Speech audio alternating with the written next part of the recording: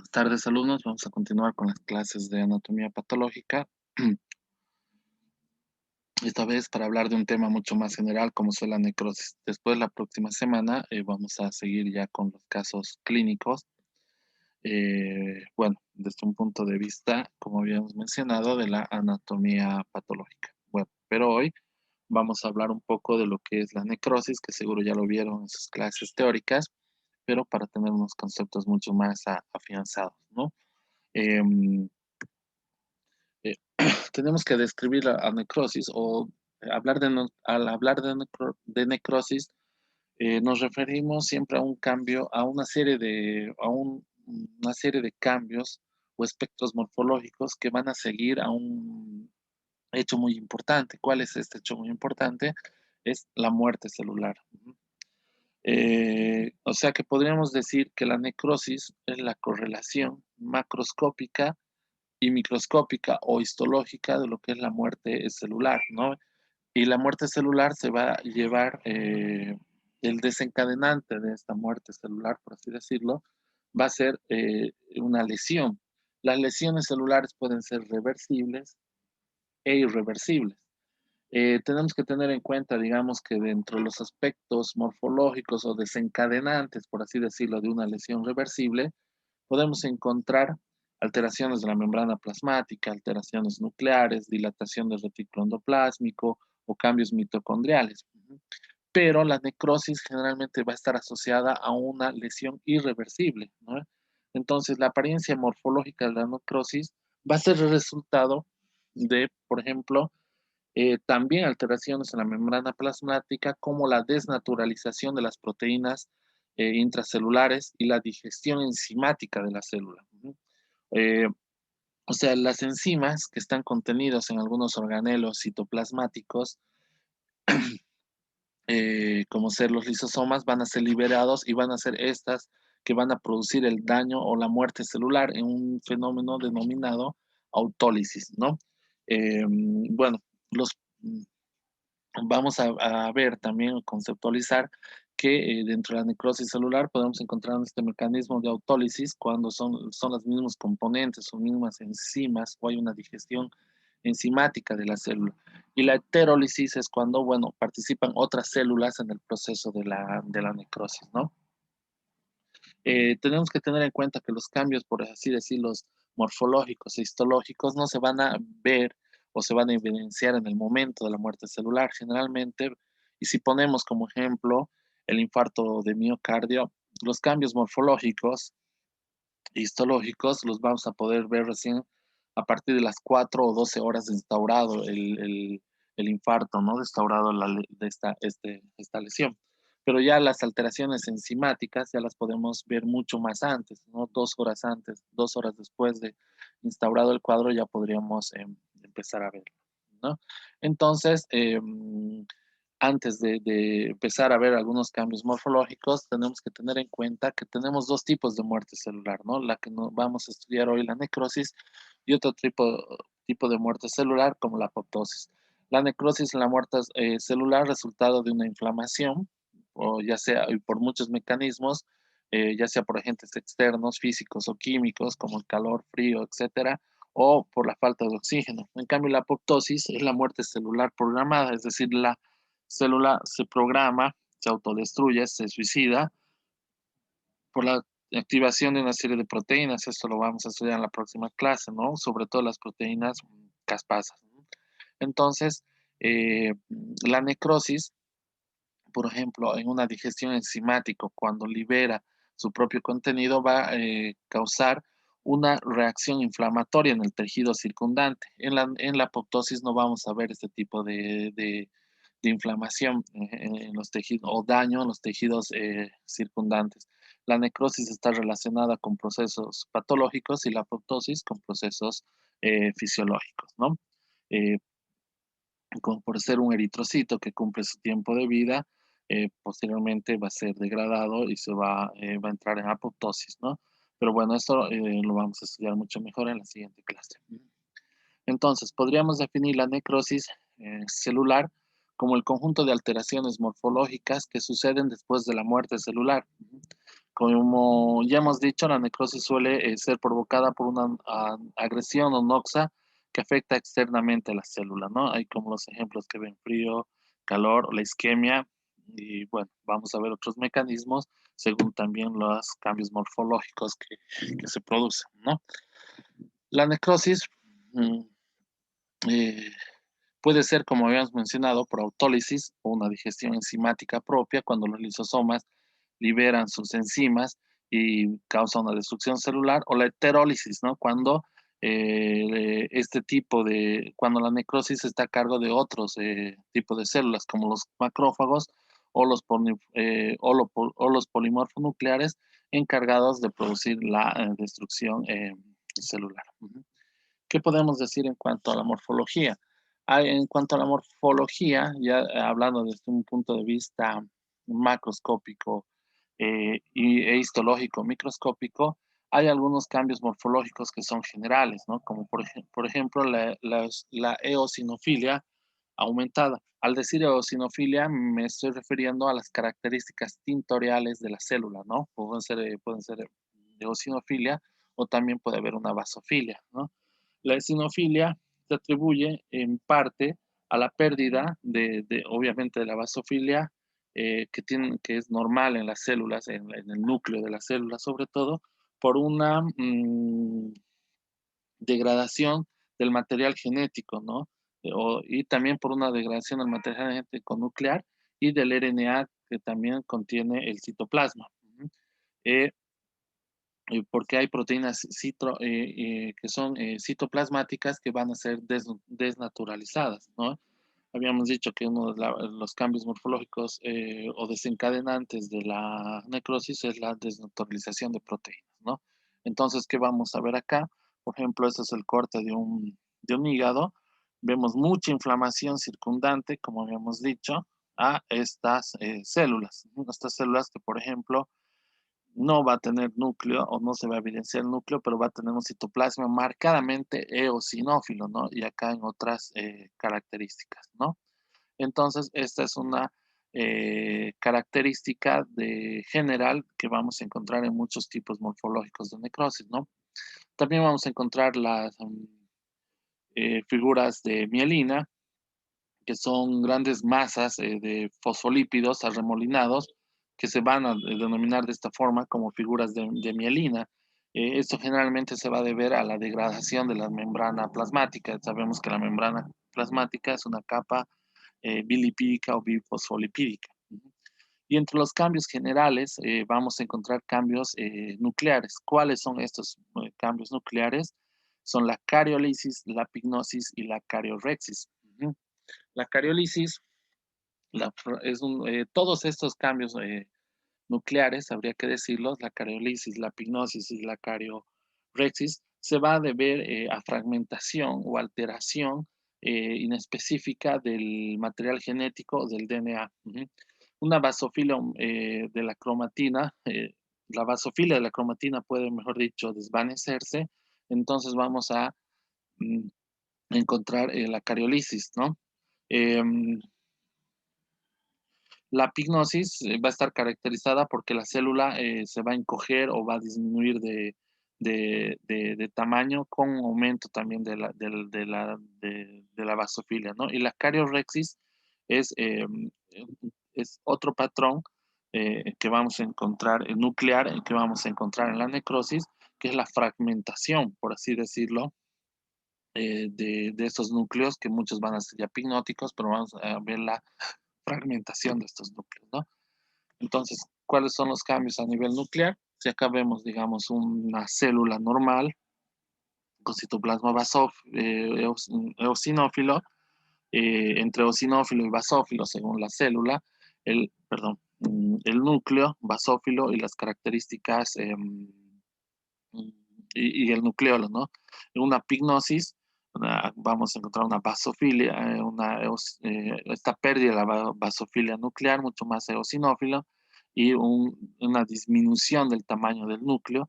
En la cariorexis vamos a encontrar la fragmentación del núcleo, los núcleos que ya son pignóticos, Y obviamente en la cariolisis, la difuminación del núcleo, ¿no? Ya no vamos a encontrar, sino va a haber una pérdida de la basofilia y todo el citoplasma se va a hacer y el núcleo se va a hacer eosinófilo. Ujú. Otros patrones, como aquí la cariolisis,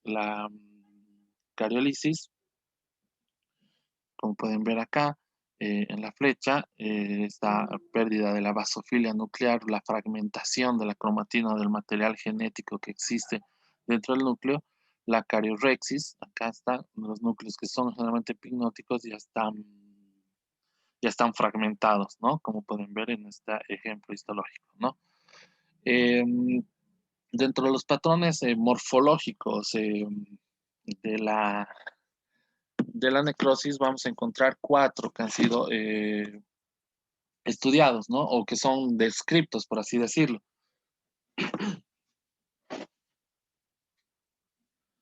Entre estos patrones morfológicos vamos a encontrar la necrosis de tipo coagulativa.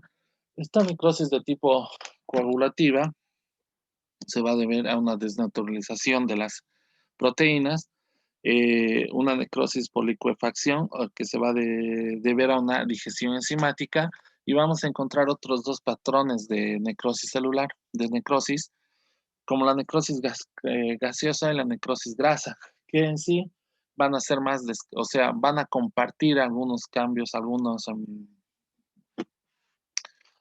componentes desencadenantes con las necrosis, ya sea coagulativa o licuefacción, pero se estudian aparte porque tienen sus propias características morfológicas. Para describir la necrosis por coagulación, estamos hablando de una desnaturalización de proteínas estructurales y de enzimas. Morfológicamente siempre se va a ver que se conserva el contorno celular y es producida por causa isquémica, ¿no? Es la causa más frecuente de necrosis. En el microscopio óptico pueden distinguirse fácilmente una marcada eosinofilia citoplasmática, ¿no? Entonces acá podemos ver, por ejemplo, un hígado por necrosis de coagulación, como pueden ver acá. Fíjense, todo un proceso inflamatorio adyacente a la célula. Y acá podemos ver unas células normales y todo este sector que está entrando en necrosis, ¿no?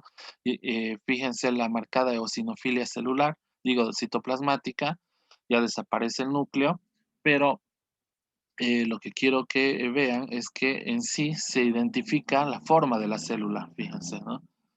O sea, mantiene el contorno celular, ¿no?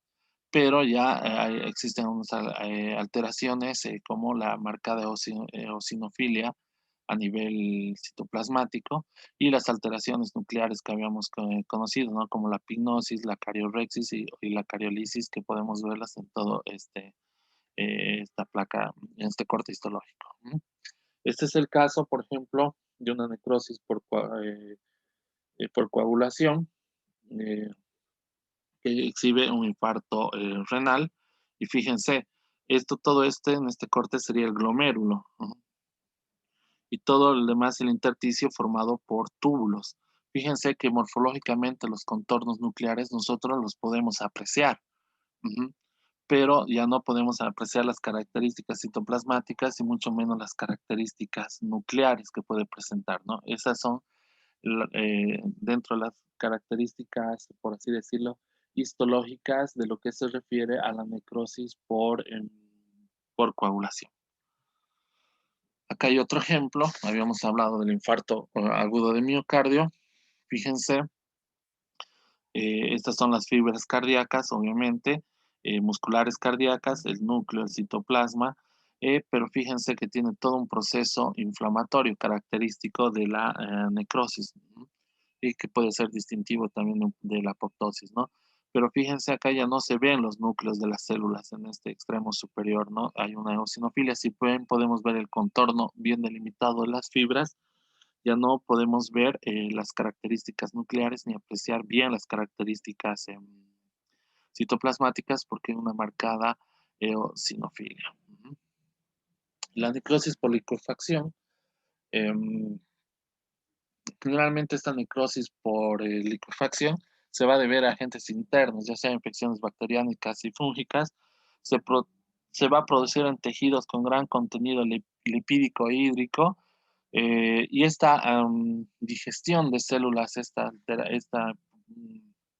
digestión enzimática que va a haber en las células y todo el proceso inflamatorio va a causar la presencia, una gran característica de la necrosis de licuefacción, como la presencia de pus, ¿no? Entonces, por ejemplo, acá vemos un infarto renal, no, no es un infarto, mejor dicho, una necrosis por licuefacción renal que tiene las siguientes características morfológicas, ¿no? Tiene un absceso producido por material purulento en el centro, rodeado de un infiltrado leucocitario y unos extravasación de hematías, ¿no? Hematías que salen ya de los vasos y están en el intersticio del tejido, ¿no? Esta es una de las características, por así decirlo, microscópicas de la necrosis por licuefacción. Generalmente también debido a procesos infecciosos, bacterias y algunos otros tipos de microorganismos, ¿no? La necrosis por licuefacción es muy estudiada, por así decirlo, a nivel del sistema nervioso central. ¿Por qué? Porque a nivel del sistema nervioso central, generalmente los procesos isquémicos van a desarrollar necrosis por licuefacción. No va a estar siempre, digamos, en relación a procesos infecciosos, sino que muchos procesos isquémicos a nivel del sistema nervioso central van a desencadenar este tipo de necrosis o necrosis por licuefacción, como pueden ver acá, ¿no? Todo un proceso, repito, inflamatorio adyacente y toda esta zona central ya con una muerte celular, con la producción de material purulento. ¿No? Lo mismo vamos a ver en los pulmones, mucho infiltrado inflamatorio y con la muerte, con las alteraciones celulares ya mencionadas, ¿no? Entre otras tipo de necrosis, vamos a encontrar la necrosis gaseosa, que es una forma muy distintiva de necrosis. Eh, en sí podríamos hablar que es una necrosis por coagulación, pero tiene sus propias características y la vamos a encontrar sobre todo en una patología que es en los focos de infección tuberculosa. El término gaseoso deriva de la apariencia macroscópica blanca de aspecto de queso que tiene esta área de la necrosis, ¿no? Al microscopio, el foco necrótico siempre van a aparecer residuos granulares, amorfos, compuestos aparentemente por células que van a tener un aspecto fragmentado y residuos granulares, amorfos, rodeados por un reborde inflamatorio bien definido, conocido como una reacción granulomatosa. Entonces, la necrosis gaseosa se va a deber, vamos a encontrar siempre una inflamación de tipo granulomatosa, ¿no? Mm, También macroscópicamente se caracteriza por producir cavidades rellenas de calcium, sustancia que ya habíamos mencionado porque se llama así, similar al queso, una sustancia blanca, ¿no? Esta sustancia va a ser la parte central de los granulomas que van a contener células de tipo gigantes, de tipo Lang. ¿Mm? Acá podemos ver macroscópicamente, este es un corte en pulmón, toda esta área blanquecina, perdón, blanquecina, medio grisácea o mate, como también se describe, ajá, que muchos es a lo que denominamos calcium, ¿no? Macroscópicamente, hemos dicho que se caracteriza por la presencia o por la formación de granulomas, ¿no? Estos granulomas van a tener como particularidad, si queremos verlo así, la presencia de un tipo de células gigantes multinucleadas. ¿Qué tipo de células gigantes multinucleadas vamos a encontrar? Son la tipo Langerhans, ¿no? Que vamos a encontrar en el tipo de necrosis gaseosa. Vamos a encontrar muchos tipos, hay tres tipos, por así decirlo, de células gigantes vinculadas a procesos granulomatosos, ¿no? Em, las células gigantes de tipo cuerpo extraño, ajá, que vamos a encontrar, como su nombre lo dice. Por ejemplo, cuando tenemos un tejido o pos una cirugía, ha quedado un rastro de un hilo, de alguna gasa, se va a producir toda una reacción inflamatoria alrededor de ese elemento de ese tipo cuerpo extraño y vamos a tener un tipo de células gigantes de tipo cuerpo extraño. Ujú. También tenemos las células gigantes de tipo Touton, que bueno, este tipo de células las vamos a encontrar en procesos fibroestiocíticos, ¿no? Pero las células de tipo Langerhans las vamos a encontrar en la necrosis de tipo gaseosa, que tienen estas características, un centro eosinófilo y las células dispuestas en la periferia, muchos núcleos dispuestos en la periferia, por eso es una célula gigante multinucleada. Fíjense acá, tenemos una foto histológica de una célula gigante multinucleada. Y cómo se viene disponiendo las, los núcleos, ¿no? Alrededor o a la periferia de manera bien ordenada. Las células gigantes multinucleadas de tipo cuerpo extraño generalmente tienen también un citoplasma eosinófilo, pero las células, los núcleos se disponen de manera desordenada. Otra característica del granuloma, por así decirlo, de tuberculosis es la disposición del mismo, ¿no? Tenemos una capa externa formada por fibroblastos, otra interna formada por una reacción de un infiltrado linfocitario y otra por macrófagos activados o macrófagos que también se conocen como macrófagos epitelioides, con la presencia de estas células gigantes que van a estar conteniendo todo ese material necrótico o caseoso que conocemos, ¿no? O necrosis caseosa, ¿no? Entonces, esta es la disposición de un granuloma por tuberculosis, ¿no? El calcio contenido por una corona, por así decirlo, de macrófagos activados con células gigantes, otra por linfocitos y otra más externa compuestos por fibroblastos, ¿no? ¿Qué podemos decir en cuanto a la necrosis grasa? Es un término que está establecido ya en la jerga médica ya hace mucho tiempo, ¿no? Eh, es más bien es un proceso que lleva este nombre sobre todo por un proceso más, por así decirlo, descriptivo, ¿no? Por áreas focales o porque presenta áreas focales de destrucción grasa, como ocurre típicamente en algunas patologías como las pancreatitis agudas, ¿no? Las lipasas y algunas enzimas que se liberan en un proceso inflamatorio como la pancreatitis aguda van a producir una necrosis grasa de todo el tejido adiposo que está circundando en este caso, al, al páncreas, ¿no?